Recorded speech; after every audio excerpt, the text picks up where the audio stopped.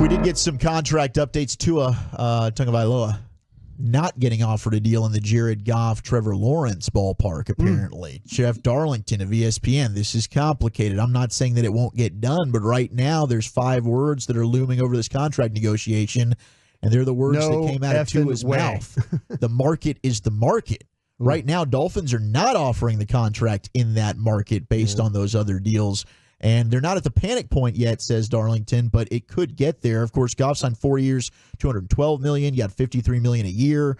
And then Burrow is making, roughly $55 million a year. I like this play from the Dolphins. I think Tua is a good quarterback. But again, this is what I'm looking at for these teams, man. Not everybody, just because the market's the market. Somebody's got to put a stop to this. You're being selfish right now, aren't you? Me? Yeah.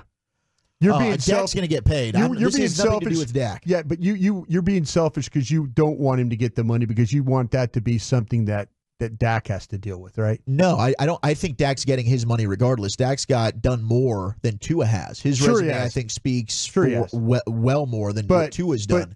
But deep down inside, as a Cowboy fan, you do not want Tua to get paid. Honestly, I don't think that it has anything. There's no relation to me whatsoever. Okay. No, I think Dak's camp, and we've talked about that with Todd France. So they're going to demand what they want, and if the Cowboys don't give it to him, someone else will. As Tua says, the market is the market. Then Dak's going to say the same thing. Yeah. Okay. Yeah.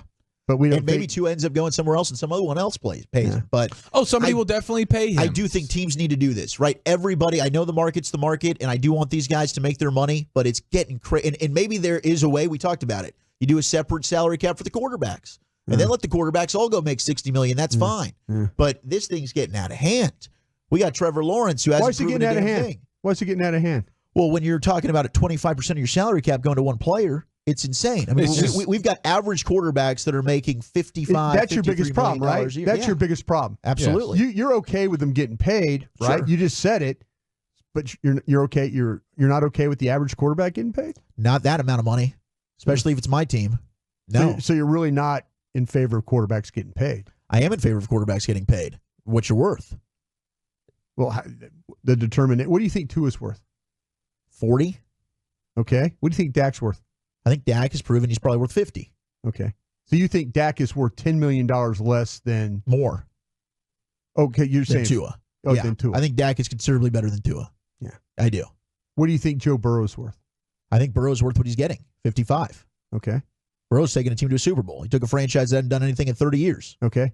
So should it be by millions or by if you've taken teams to championship games and Super Bowls and stuff? I think there's a short list of guys that deserve to be paid at the top of the ladder, and that would be Mahomes, Burrow, and really after that, we can have a conversation. Yeah.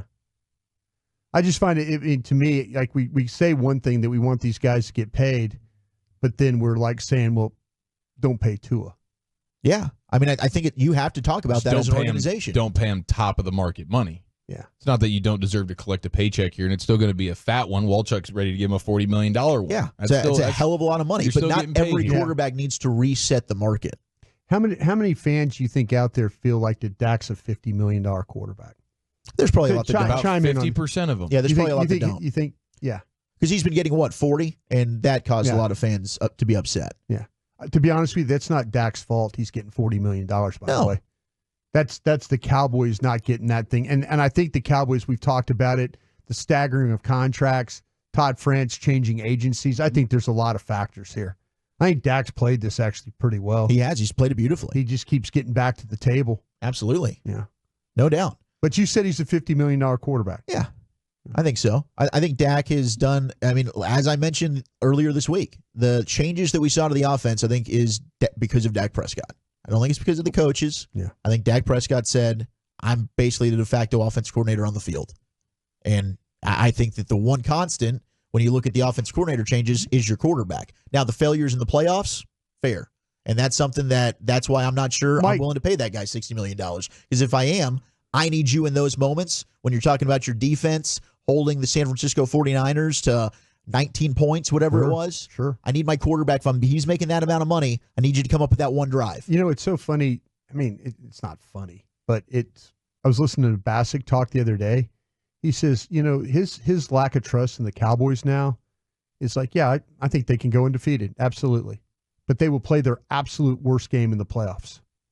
That's, you know what? The way you think about that, he's absolutely right. Yeah. I think Cowboy fans out there are like, this regular season stuff, it doesn't mean a damn. It doesn't mean a damn. What matters now is this playoffs. So true. What matters is, nobody is thinking about being 12-5 and feeling good about that.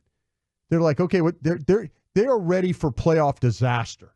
Cowboy fans. Yes, well, because they tease you with that. You're fully understanding all season long. We're used to that. Every time you go toe to toe with a real contender, you're getting absolutely clobbered. It's okay. Here's a little litmus test game. You're going to go to San Francisco and get embarrassed. Here's another litmus test game. Oh, that Week 5 game. Yeah. Yeah. Here's a litmus test game. A couple months later, we'll go to Buffalo, see what you got here. It's a beautiful day in Buffalo. Yeah. It's not like you have to. You can't blame Mother Nature on this one. This ain't the elements. This ain't Bill's Mafia throwing you with beers. This is you guys just not showing up and getting completely embarrassed against a quality opponent. Yeah. You go to Miami, and Miami's moving the ball up and down on you all game long, dude, and they kept him out of the end zone a little bit. Okay, cool, but you don't win. You don't beat that quality opponent. Yep. What are you doing here? Seattle, late in the season, able to just completely run up on you. End up winning that game by the hair on your chin. But Detroit the same way. You won the Detroit game on a 2-point play technicality, basically. Like almost every single time you go up against a quality opponent, you show you're foreshadowing what's going to happen in the playoffs. Yeah, absolutely. So, and some people are ready to just be done with that. Some people are appreciative of continuously getting 12 wins and almost none of them being quality wins in the regular season, and then getting to the playoffs and feeling like you have a chance, even though pretty shortly into most of these playoff games you quickly realize, no, we don't. You win 12 games, you're a $40 million quarterback. You win playoff games, you're a $50 million quarterback. Absolutely. Yeah. You do it in the postseason. That's when it matters. Yeah. You can be a good quarterback. I think Tua's a good quarterback. I can see think that. Dak's a good quarterback. I can see that. I think that there's another jump that needs to be taken, and that's where Burrow's done that. Mahomes has done that. Allen, to an extent, he's done that. He's won some playoff games. He's lost to Mahomes, who's the best, right? Mm-hmm. So you prove in the postseason you can get it done. You're on another level. You're on another pay tier. Yeah, it's kind of how I'm looking at that. 100%. I'm the same as you. That makes sense. And when you pay a guy like Justin Herbert, it's because you haven't seen the full picture yet to fully know, hey, over the course of a decade here, you can't get it done. You've seen it now. Dak, hey, cool. You that first contract, you deserved it. We still feel like there's a chance. Now we realize here when we come back around, no, the sample size is too big. And if Herbert allows his career to go similar as Dak's here over the course of the next 4 or 5 years, I would be saying the same thing. Okay, now you've seen too much and you know this guy cannot do it. Agreed. At least he can't do it here. Right. 100%. Yeah, absolutely.